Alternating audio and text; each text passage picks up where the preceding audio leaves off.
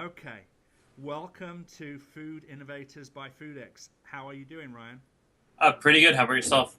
Very well, thank you. Thanks for changing your shirt, by the way. Taking into consideration the people watching this as opposed to just listening to it. No problem. So, for those that aren't going to see it, Ryan just because I told him we were going to be videoing this, he dashed off and changed his shirt to look a bit more presentable for the thousands of viewers that we're going to have for this podcast. It's still early in California or Washington. So, Ryan, tell me about your business. What's it called? What does it do? Why is it amazing? So our company is called Kitchenbowl. It's a social community to share and discover recipes. And what's unique about us is we've reinvented the recipe format to have animated GIFs for techniques. And this makes it really easy for an amateur cook or novice chef to learn how to make croissants or laminate butter into the dough because it's much easier and these short video clips repeat. So the first time you watch it on video or you read it in text, you don't really know what's going on. That second or third time it repeats, you're able to really understand what's going on and maybe follow it yourself. Okay, so let me just kind of boil that down. Recipes online with GIFs that repeat rather than video. Yes, depending on the medium, it's video or GIFs, but for the purpose, it's a short video repeating clip. So how typically how long is the video? The video is typically 7 seconds, just enough to capture a technique, but not too long where it's long form and hard to digest.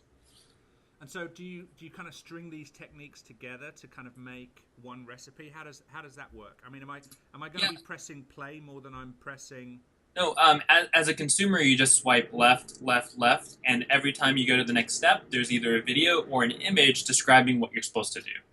And all of these recipes are created by our user community, and they're user generated by bloggers, food enthusiasts, and chefs alike. So when you say swipe left, swipe right, I'm guessing is it specifically for people with tablets then? So it works on mobile, web, and Apple TV right now. Okay. And so you swipe up and down on the web, you swipe left and right on a tablet or mobile device. Okay. So what's the consumer insight? What made you think, okay, that there's 20, 30, 50, 100 different recipe websites out there. None of them are doing it right, and it needs to be done in 7-second increments, whether it's through a GIF or a short video. What made you think that was necessary?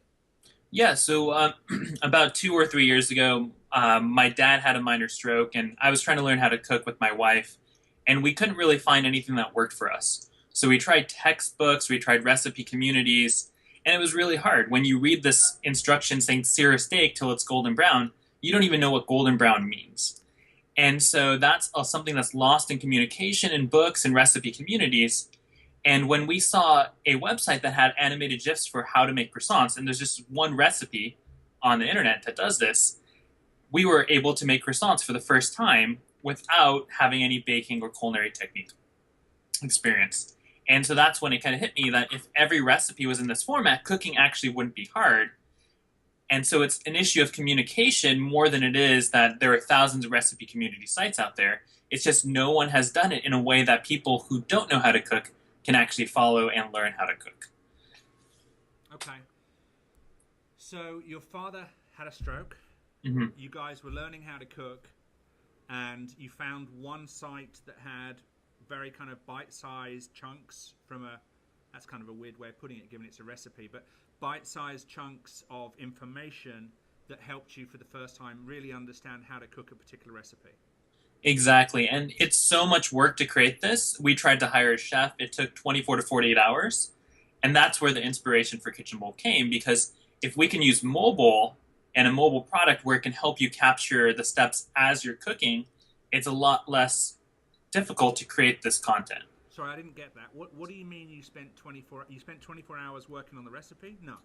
24 to 48 hours trying to film the recipe, create it with a chef, and it was just too much work. Why would you, forgive me, your father has a stroke, you're trying to understand how to do a recipe. How do you go from trying to understand a recipe to having to filming a cook for 24 hours? I don't. Sorry, I might have missed something there. But after we saw that this recipe worked for us, we were saying, why can't we bring this recipe to everybody? Because if everybody had this recipe format, they would be able to cook, and it's no longer an excuse that I don't know how to cook. And so when we tried to create this recipe format, it was just really hard. It took 24 to 48 hours to actually create the first recipe. So what made you want to do that? I mean, I understand the kind of the insight you had in terms of the 7 seconds and figuring out how to do it. What made you think to yourself, I want to try this? Well, I mean, it hasn't been done before. And so it was done maybe on 1 or 2 sites with 2 recipes. And, there are thousands, tens of thousands of recipes out there, and they don't have animated GIFs. So I can't follow them, and other people can't follow them as well. There are videos, but that's a little bit too hard to digest because you have to stop and rewind. And so that's when we decided, what if we can scale it to 1,000 recipes? What if we can scale it to 10,000 recipes? Can we make a significant impact where people would change their behavior and use our platform versus their traditional behaviors? And so what were you doing at the time? Yeah, go ahead. What were you doing at the time? Work-wise and so on. So my wife and I were thinking about what our next business was going to be. And so I was trying to figure out, okay, what are the economic opportunities? Where can we get some distribution and connect that with some revenue opportunity? And ultimately, it was hard for me to find something that I was passionate about because I didn't see a clear problem.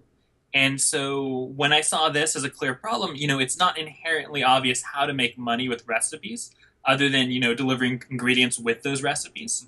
Mm-hmm. And so we saw a clear problem. We latched onto that because we could actually make a difference and we can actually change people's lives. So if they can cook more, then they'll be healthier. If they can cook more, then they won't have strokes. They won't have these other health problems associated with poor dietary behaviors. And I grew up on fast food, and my wife grew up on frozen TV dinners, so we had no clue and no idea how to cook.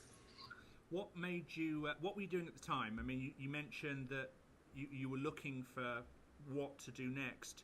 Mm-hmm. Had you guys been laid off? Had you graduated from college? Had you? Previously, I ran a performance marketing company, and so we grew that to $6 million in revenue in about 18 to 21 months. And one of the things that bothered me about that company is that we were focused purely on how do we get users and how do we make money. And so there wasn't much thought about how do we provide value to the consumer. And so I ultimately left that company and resigned because I wanted to make more of an impact and focus on a lot of the technology product that I've been focused on before that. And so it was more interesting for me to build something that changed someone's life than for me to make money personally. And so that's why I resigned, and that's why I changed my focus to really how can I help other people with a business that also eventually makes money. Okay, so you resigned from a company you kind of were involved with to growing to $6 million. And then you and your wife, did you say wife? Yes. My wife, yeah. You and your wife were in the hunt for, okay, what's next? What bit, we want to, you never considered taking a job by the sounds of it. It sounds like you guys were in the hunt for what new business was next for you guys. Is that accurate? That is correct. After being an entrepreneur, I mean, there are ups and downs and there's struggles. But once you feel the thrill of it, it's kind of hard to not have that creation is so key to your identity. And so being able to create and being able to innovate and being able to change something at that kind of scale is just such a driving factor in pushing us forward every day. And, it's hard, but that life that it brings is really worthwhile. So that's what led us.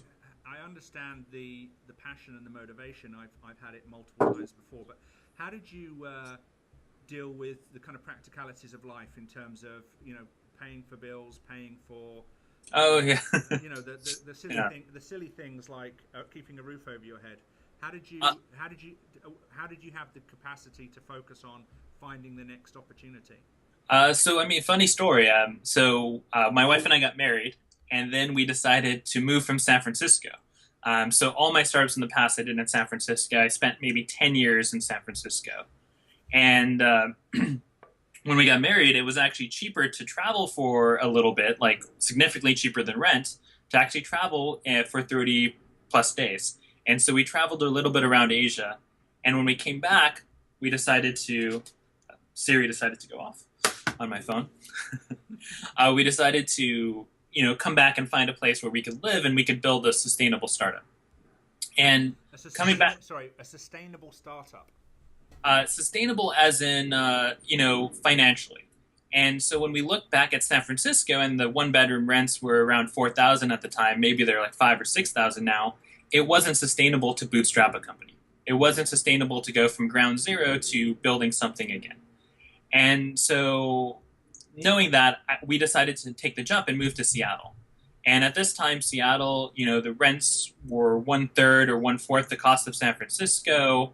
Much, much higher quality of living, great tech scene with Amazon and Microsoft, Google, Facebook, Dropbox opening offices here.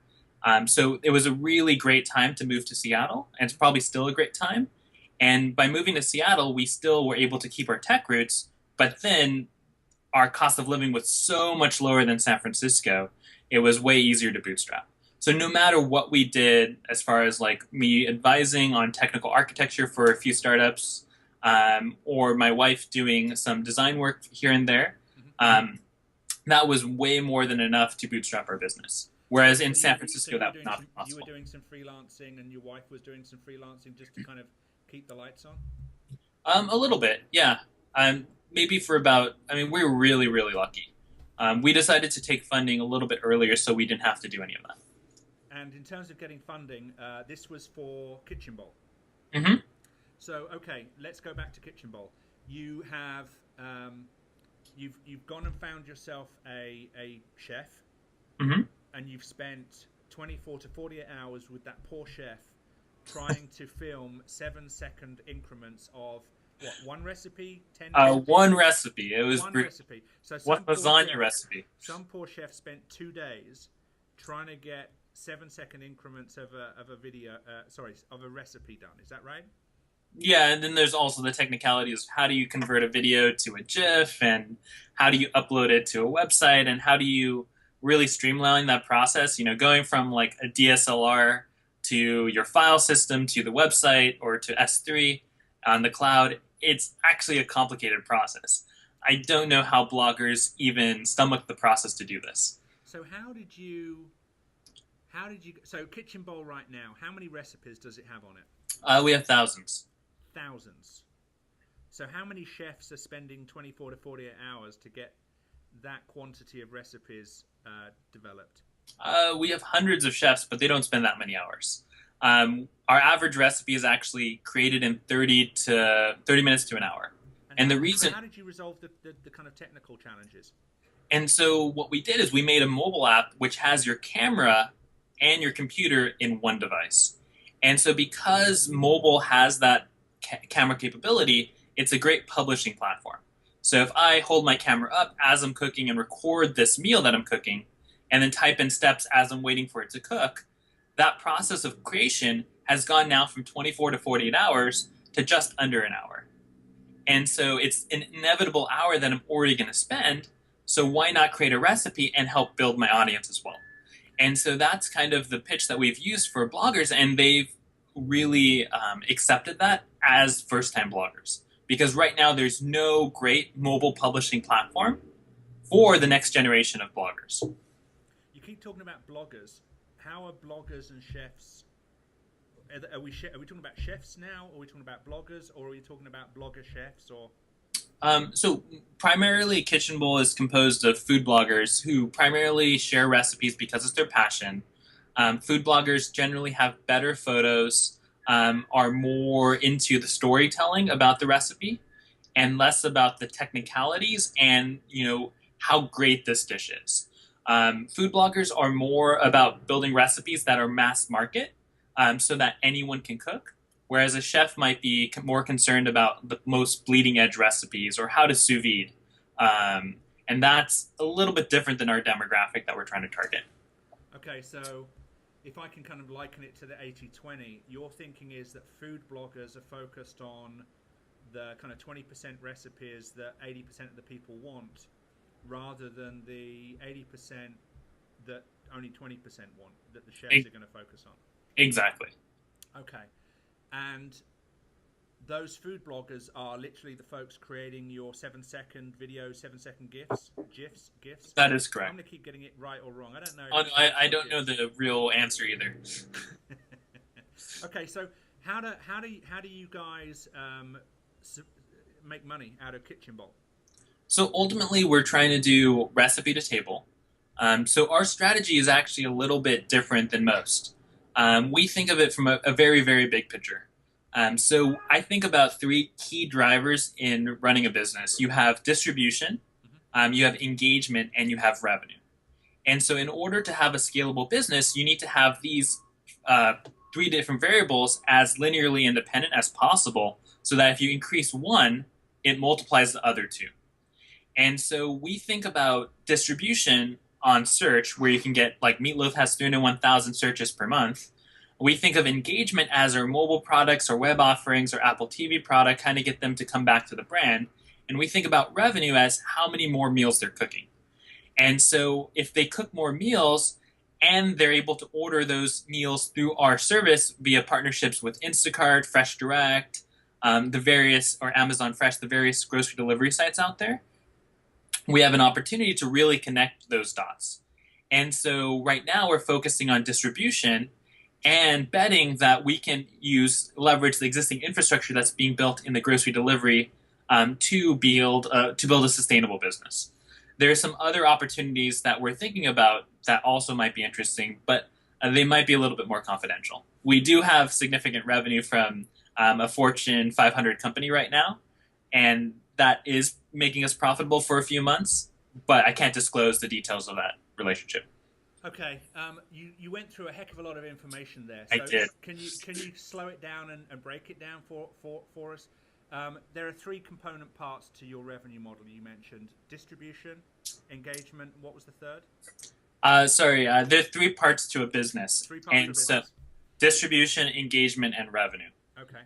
And so those are the 3 variables that we're working on to try to solve before we move. Right now, we're solving distribution. We feel pretty comfortable that we've created a growth loop. Now we're solving some of the engagement revenue pieces before we have that really sustainable business. Okay, very cool. You just sounded like a Silicon Valley guy for a second there. Growth loop. Yes, growth loop. Explain. Growth loop. Sorry. I've been in Silicon Valley too long. Yeah. So essentially our growth loop is that we have mobile publishing with content creation. So food bloggers create recipes. Right.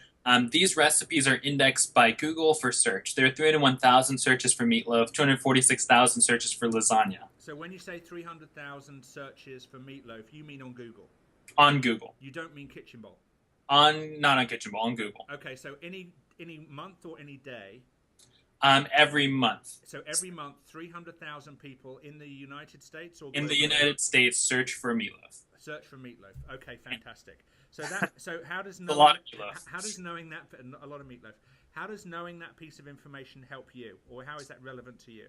So when we take these recipes and we create these recipes, we optimize them for search. Okay. Because we know that 2,800 recipes covers nearly 40 million search visits per month in the U.S. You say 2,800, so you've got 2,000. About 2,800 recipes can cover 40 million search visits per month. And you've got 2,800 in Kitchenbowl, or more than that at this point? Approximately around there. I can't disclose the exact number, but we have thousands of recipes there. Okay, cool. And it's 2,800 specific recipes like meatloaf. Okay, so we don't have the full coverage. So you optimize them so that Google finds them? Yeah, we optimize them for Google to find them. And then now, so food bloggers create this content. It's indexed on Google. Most of our keywords are actually in the top 10 position, which is great. And then consumers now find this on their mobile phone, on their website, on their desktop, and then they download or use our app. And so we try to convert them from using our web application to converting to our mobile application. And then from our mobile application, those producers who create content or food bloggers, they get feedback and they create more content. So the 2 to 3,000 plus whatever it might be recipes that you guys have on your site are optimized from a description and a keyword perspective, so that they cover about 40 million searches on a monthly basis within Google.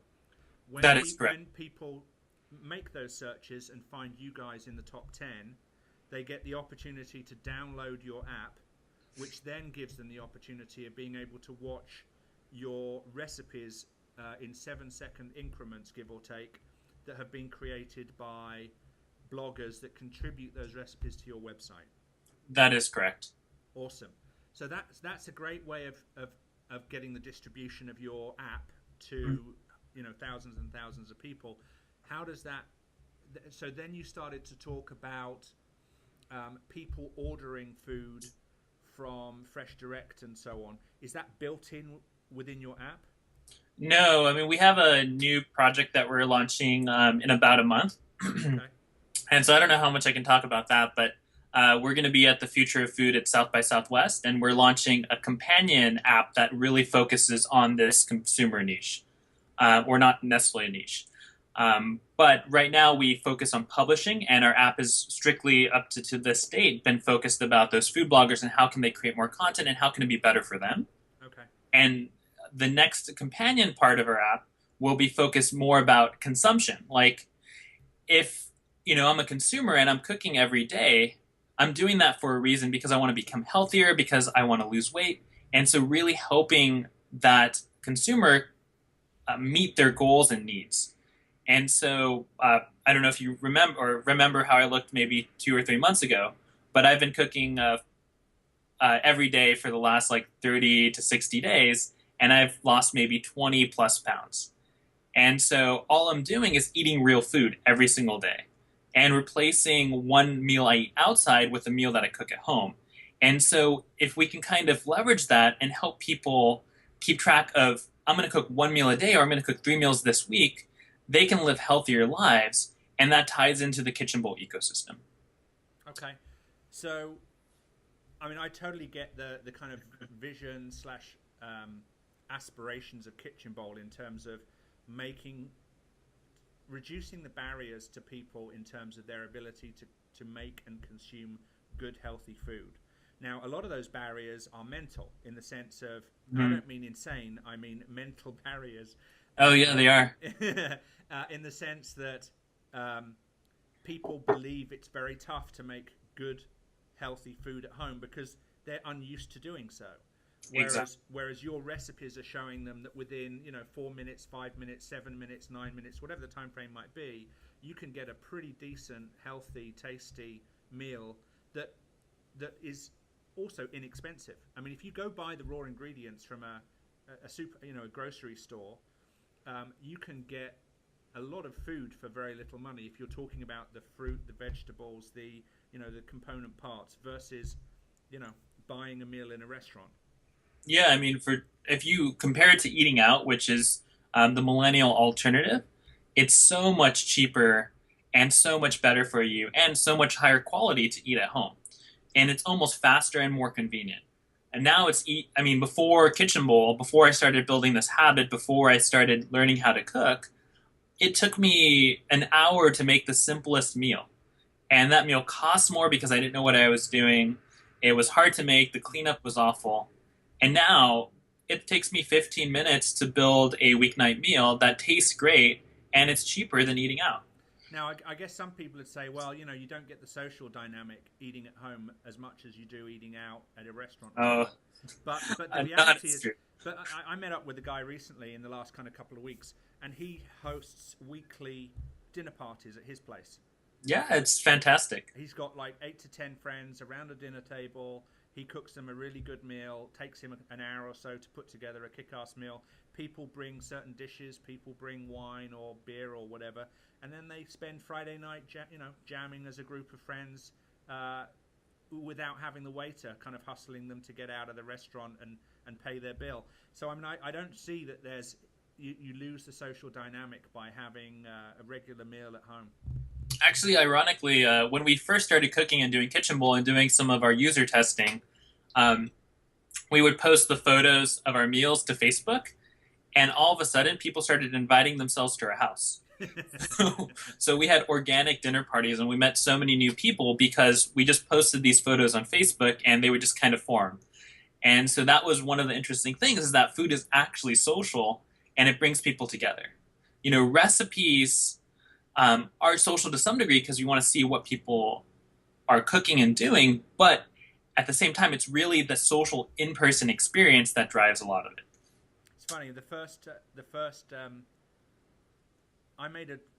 When I met my wife, after about 2 or 3 dates outside, I brought her home and made her a kind of salmon vegetable kind of dish and whatever. I was actually quite proud of myself. I was quite proud of the fact that I'd made her a really good meal for a dinner, dinner at our place, or my place rather. So anyway, I'm not sure people want to hear about that, but I'll move on swiftly. I see. Okay, so we've got 40 million searches being covered by your recipes, people downloading your app. Not my recipes, but the top 2,800.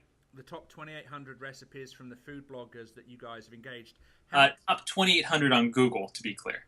So if you looked at all recipes traffic and you broke it down into the different sections, their top 2,800 recipes covers about 40 million searches, right, according to the tools that we use for analytics. Okay. How did you guys engage with the food bloggers? I mean, it sounds like one of those tough marketplace challenges. So in Seattle, I met with this investor who's a reputable investor here, and he's like, I get it. My wife would use this, but how are you going to get food bloggers? And so then I spent a day thinking about it, and I was like, wow, I don't know how I'm going to get food bloggers. This is going to be really hard. And so I Googled food photography, and I landed on a Business Insider article, and it had top 10 food photographers in the U.S. on Instagram. And so then I just cold called every single person on that list. One of them I got along with really well. We flew her up the next week. She pitched one of our early investors at the time, and we brought her onto the team, and she helped us with her. She had 50,000 followers on Instagram, and she really helped us kickstart that.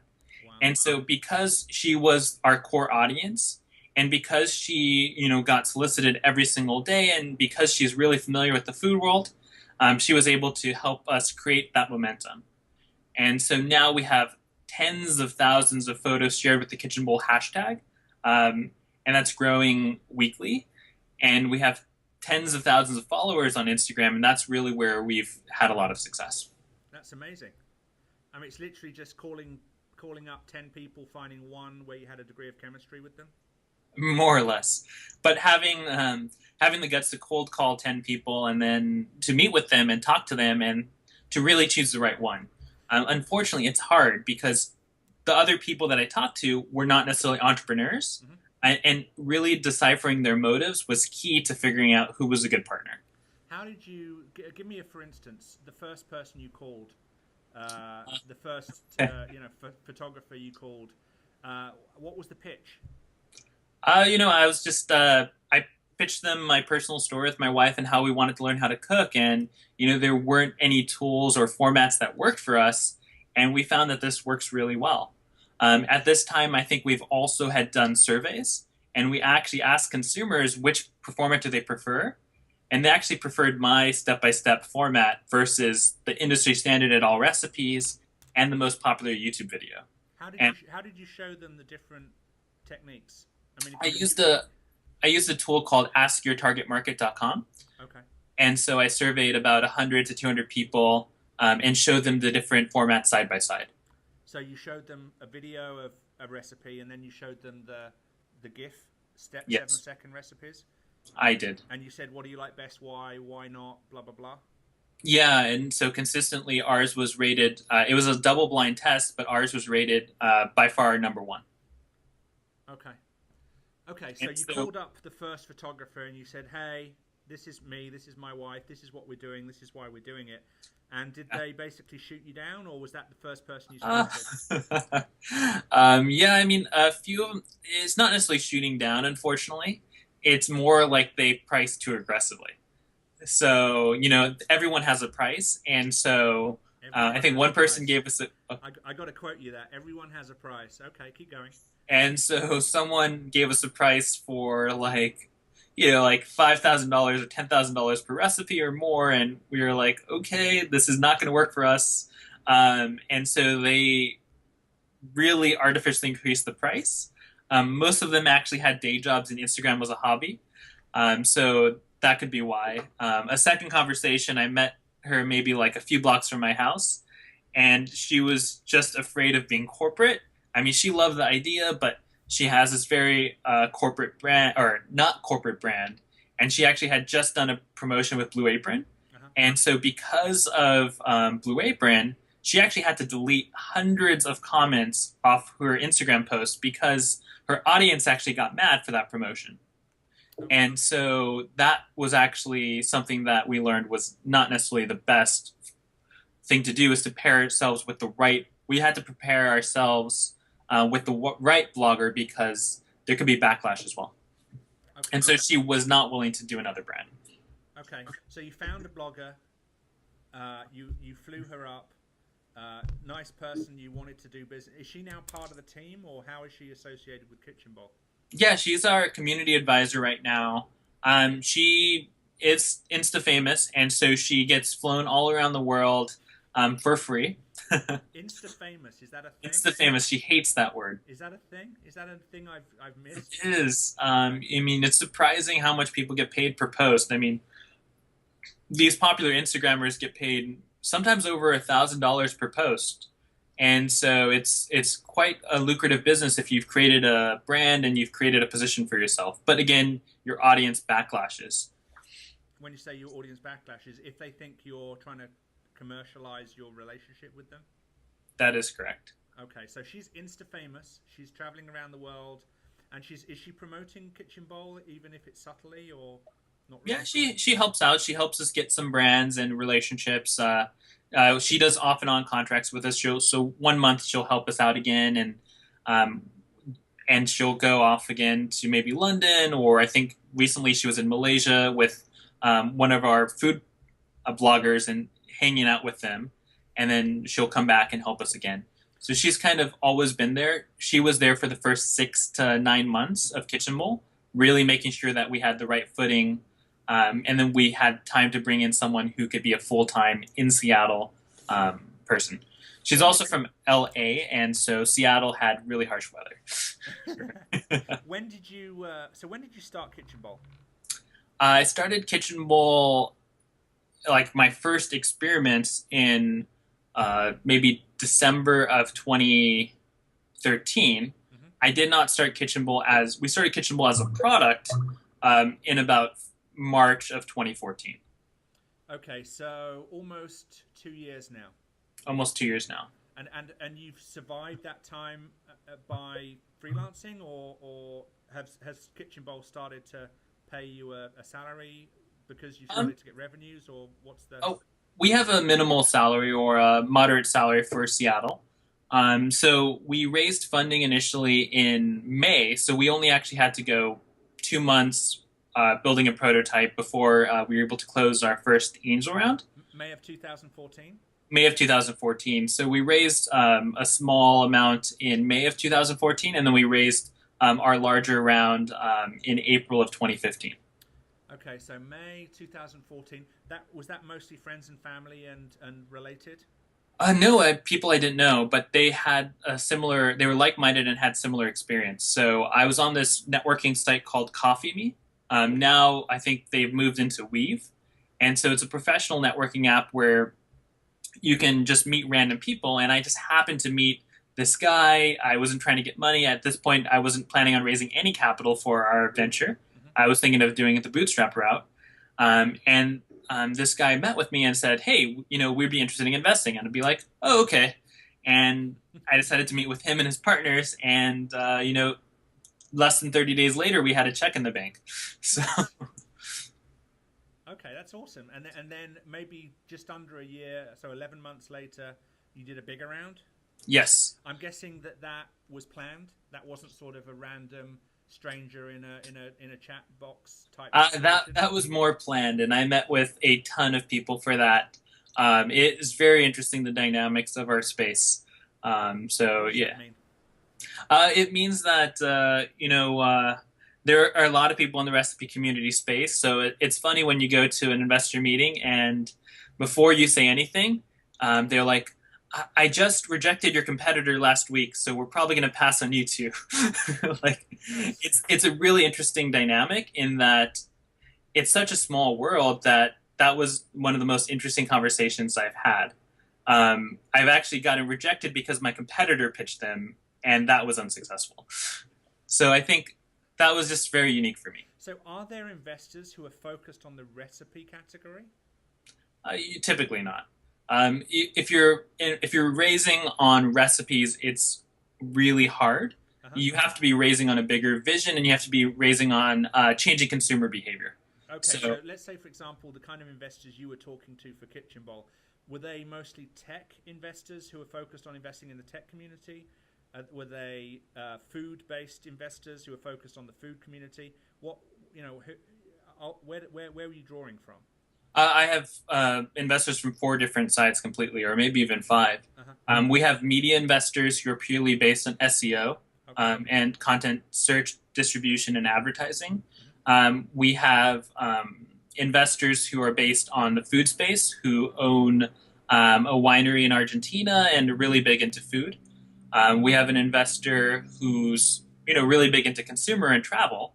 And we have the former CEO of All Recipes, who's into recipes itself. And we have FoodX and SOS, who are more focused on food as well. So we have a wide range of investors from all walks of life, really. So there are a lot of different ways we can take a business like Kitchen Bowl. And so that's what got us a lot of diverse interest. How are you? Are there varying degrees of involvement with those investors? Are they all involved? Are none of them involved? Are they sort of there when you need them? How are you working with your investors?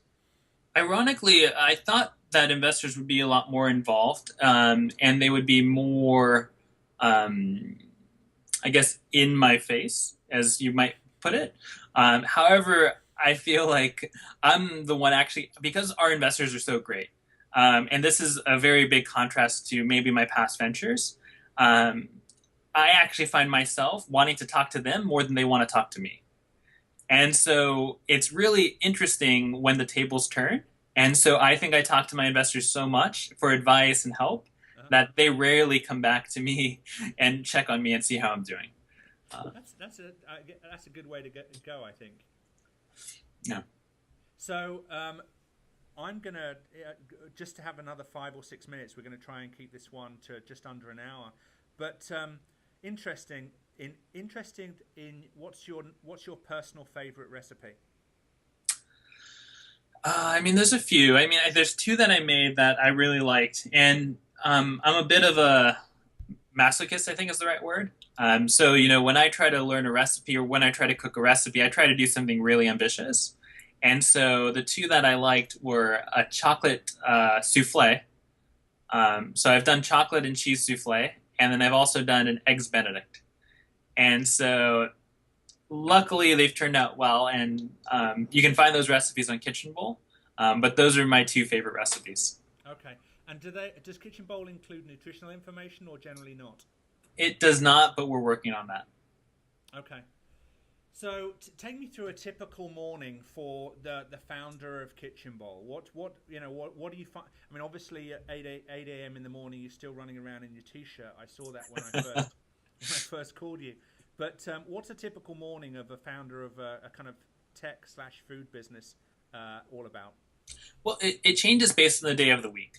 So on a Monday, I'll wake up early, maybe 8 a.m. Oh, that's really early. Oh, yeah. Depending if I'm jet lagged or not.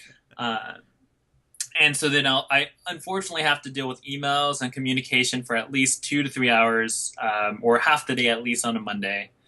We do a big team brainstorming in the afternoon and a demo. So then everyone shows us like what they've done the past week and small incremental improvements, and then we can kind of give feedback to each other and see where we can help out. And then we kind of just dive in from 1 to 5 p.m. I try to block off my time. So 8 to 10 a.m. I try to do emails. 10 to 12, I do meetings. 12 to 1, I do lunch, typically try to bring lunch to be healthier. And then 1 to 5, I block that off as focus area or focus zone. So that's where I can like really think about critical business issues. And then 5 to 7 or 5 plus, I don't plan anything because something happens and I have to go to a mixer, or I have to meet people, or my work carries over into the night. So I try to keep a schedule, but it's, as a founder, it's really hard. So given you've been a founder now for just about 2 years, I'm Oh, wondering much longer now, like nearly 10. what's that? Nearly 10. Nearly 10. Okay. I was going to say, in the last few years, have you figured out any kind of hacks to make yourself more efficient, to make your productivity? What are some of the kind of insights you've gained around that? Yeah. So there's a few things. So I studied psychology and computer science when I was in college. So I studied something called the Yerkes-Dodgson Law. The which? And the Yerkes-Dodgson Law. The Yerkes-Dodgson Law? Yeah, I might be butchering it. It's been many years. Okay. But essentially it says that there's an optimal level of engagement or awakeness for each activity. So if you're doing networking, if you're doing tasks that are very finite, that are easy to do, but there's just a lot of tasks, you want to do this when you have the lowest level of awakeness. I don't know if there's a better word for awakeness, but you want to do those when you're tired, when you're on coffee. Those are the best times to do those tasks. And so that's typically why I try to do them in the morning or afternoon. And then when you're doing like really hard problem solving and core thinking tasks, you have to be really aware and concentrated. And so that, you might only have 4-6 hours a day of pure concentration. And that's when you want to do problem solving. You want to be, writing diagrams on how architecture works, or you might be writing code. And so I try to optimize the types of works I do depending on my level of awakeness. And so that is pretty key for optimizing productivity. So if you, for example, were a morning person, you'd be trying to focus your most kind of creative tasks in the morning. Exactly. And the more sort of administrative, mundane, slightly more sort of repetitive things when you're more tired in the end of the day, or vice versa. If you're a nighttime person, you'd be focused on the creativity side at nighttime. Is that what I'm hearing? That is correct, and that's really, really important. I've worked with a lot of different functions in a company now, and I've done marketing, I've done sales, I've done engineering as a technologist. I've done a lot of different areas, and it just does not work the same.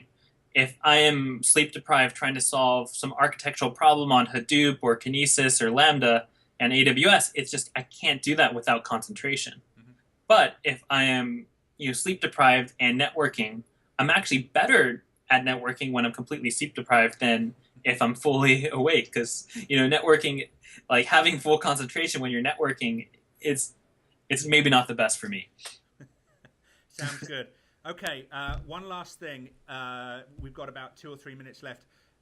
If there was somebody who was about to kick off their first business, what would be the one thing you wish somebody had have told you when you became a founder way back when?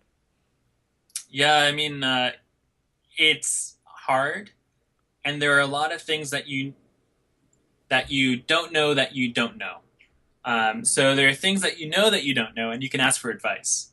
There are things that you know, and you can do those well. But the things that you don't know, those are the things that kill you. And so I would worry a lot about the things that you don't know, and figuring out how to learn about those things earlier than later. And so those things, I think, ultimately hurt my first startup that I was doing back in college. And so I was maybe 19 or 20. We had a lot of press and traction, but ultimately I didn't know exactly what I was doing, and that led to a lot of disaster. We had very, very successful talks and very lucrative M&A opportunities, but not having advisors, not knowing what I was doing, really, really hurt that opportunity. I don't know if you're right. Oh, really? Well, no, sorry, I had to say that because it was like, you don't know that you do. I was like, Anyway, how Yeah. do you? It sounds. I get what you're saying. I actually totally agree with you. But how do you figure out what you don't know? It's one of those things where until it bites you in the arse, you don't necessarily get that you didn't know it, right? Yeah. So there's two topics. So exploration versus exploitation. So exploration is when you're discovering new things. Exploitation is when you're doing what you know and you're repeating it to get the best result. And so I think as habits or humans of habit, we tend to do things that we do well over and over and over again. And so we do a lot of exploitation. And so what you really have to do is how do you add exploration to learn and observe new things that you might not be very comfortable with? First, it causes insecurity in ourselves because if we're tackling something we're not familiar with, it causes fear. And so we have to constantly put ourselves out there, meeting new people who are different than ourselves, read books that are hard to read and different than our expertise, and really try to learn new things. And so the more we try to learn new things, the more we get over our bias to just exploit what we already know. I wonder if there's a way of bringing together the two concepts you brought forward. One is picking certain times of the day based on your own personal preferences in terms of whether you're a morning person, whether you're an evening person, and picking those times of the day when you're more productive to focus on things which are outside of your comfort zone. It sounds like you only sort of discover those things that you don't know and that you need to know if you're prepared to kind of be uncomfortable, to push yourself Yes. outside of that comfort zone. Yes. So maybe pick a time of the day when you're actually going to proactively try and figure out what's making me uncomfortable about my business, what am I least comfortable in, and start trying to figure out how to address those things. Yeah, it's really important to and when you're at your peak concentration, that's the best time to do it. Awesome. Ryan, I really appreciate your time today. Where can people find out more about Kitchenbowl and about Ryan and the Kitchenbowl team? Yeah, you can check out our website, kitchenbowl.com. Feel free to shoot me an email at ryan@kitchenbowl.com if you have any questions. I try to reply to every single email, even if it's to my detriment. And that's basically the best way to reach me. And what about on the social media side? At RWALIANY on Twitter, R Waliany. One more time. At R Waliany on Twitter, but I rarely use Twitter and I rarely use social media. If you want to follow Kitchenbowl, where we're really active, it's at Kitchenbowl. So it's at Kitchenbowl on Instagram? Instagram, Twitter, and every platform that exists on social media. Okay, so Snapchat, Instagram, Facebook, Twitter, at Kitchenbowl. Yeah. And if consumers, customers, clients, potential do you guys do advertising? I don't even know. We test out everything, so we do a lot of tests. We haven't scaled any advertising yet. So if somebody wants to talk about advertising or somehow sponsoring or somehow maybe even investing or whatever, they should either engage with you directly, which is ryan@kitchenbowl.com. Yeah, ryan@kitchenbowl.com. Or via social media. Yeah, either way works. Awesome. Thank you for your time today. If anyone does have any questions for Ryan, send him thousands and thousands of emails. He's already said he does reply to all of them. So even this one person who responded to me in Malaysia the other day. But all right then. Thank you so much. Really appreciate your time. I'm going to press pause and then I'm going to come right back to you. Okay. All right, sounds good. All right. One sec.